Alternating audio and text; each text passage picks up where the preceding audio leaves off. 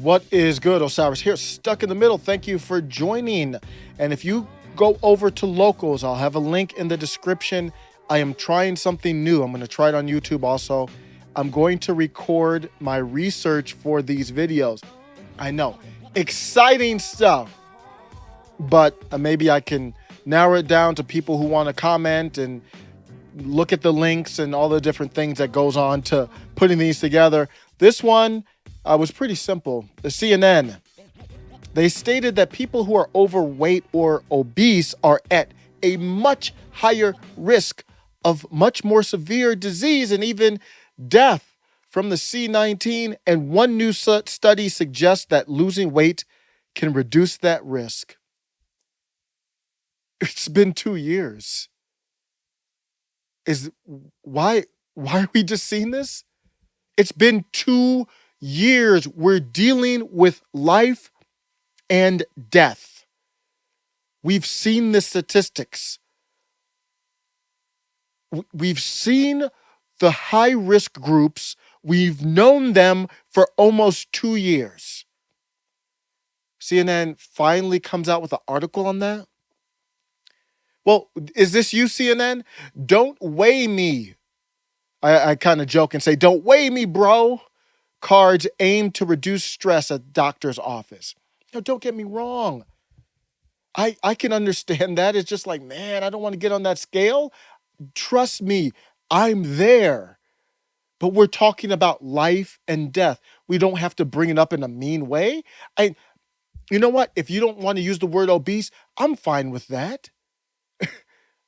Because it's not supposed to be mean, not to make someone feel bad. That's not going to help anybody. But don't weigh me cards without also discussing the importance of, well, we do need to lose weight. It was damaging. I mean, it's not misinformation. It's like purposely omitted information. How many lives could have been saved? I'm just asking a question. I don't know what the answer is. If there had been a national push to lose weight, exercise, take vitamins, just forget about the pandemic. Just in general, those are good things to do. I think we can all agree with that. You don't need to be a doctor to understand that. What would the harm have been? I, I've sat through, how many have they had? I've listened to two of them. I think two or three. These congressional hearings on the C19. And the last one, it was like November or December. It was the one where, it just turned into when's Rand Paul going to confront Fauci, and he gets like 5 minutes to do it. And I listened to the last one, and I listened to the thing. I think it was like 2 hours, and I got no content out of it. I didn't do a video on it, but at least I have the knowledge so I can talk about it now. And I'm like, man, that was a waste of time. Now I'm doing chores around the house with earphones in and listening, but the only thing they talked about the whole time was the I'm not even talking. I'm not gonna even call it a V.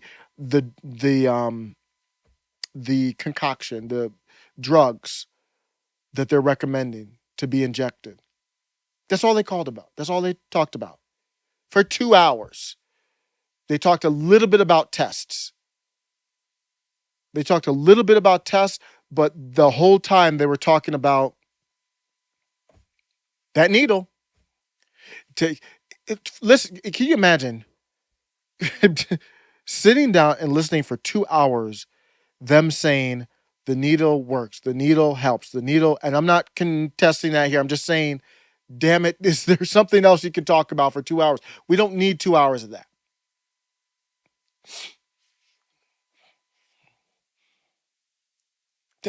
I don't have a problem with the needle works, the needle helps. Just talk about the whole picture, everything, the low-hanging fruit. It's not like the left has never done this before. Michelle Obama. Now, recently, Joe Rogan, very odd that he endorsed Michelle Obama. Wow. And in another life, just another life, all the way back in 2012. I mean, maybe even after that too. 2016, I was a fan of Michelle Obama. I liked the way she carried herself. I liked her presence. She has a leadership quality. I know she shuns from the spotlight, but I think she is a shaker and a mover and a leader.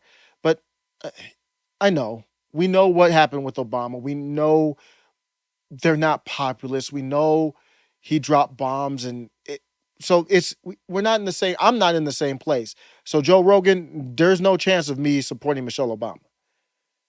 But when she was first lady, she had that push to talk to kids about diet and exercise.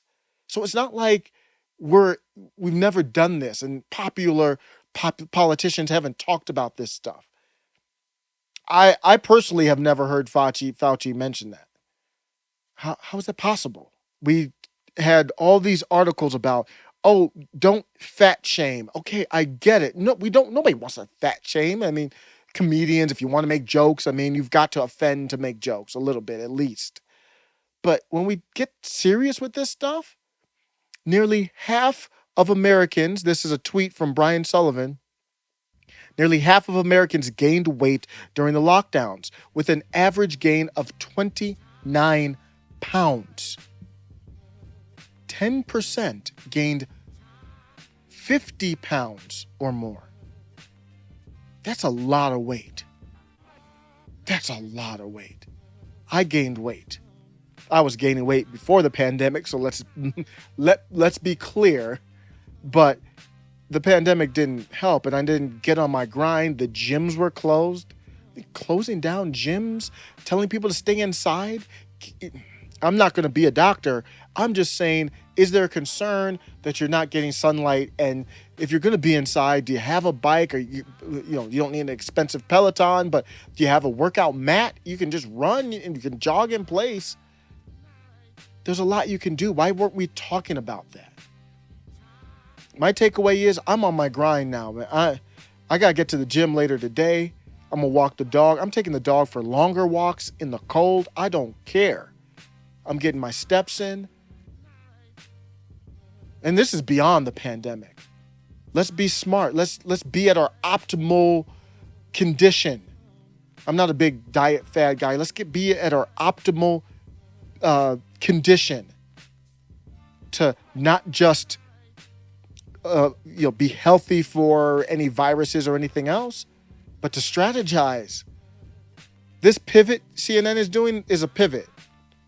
It's going to turn into another edict that they're going to need to bypass the Constitution to enact. CNN, thanks for catching up. 2 years late. Let me know what you think. Take care.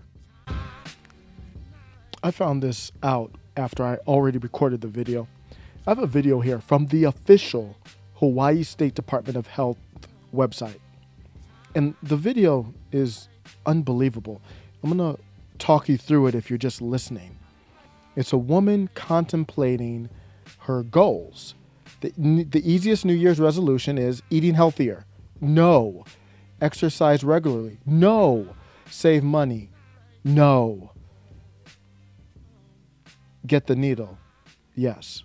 You have to watch this to see it. I didn't believe it. I still don't believe it can be real.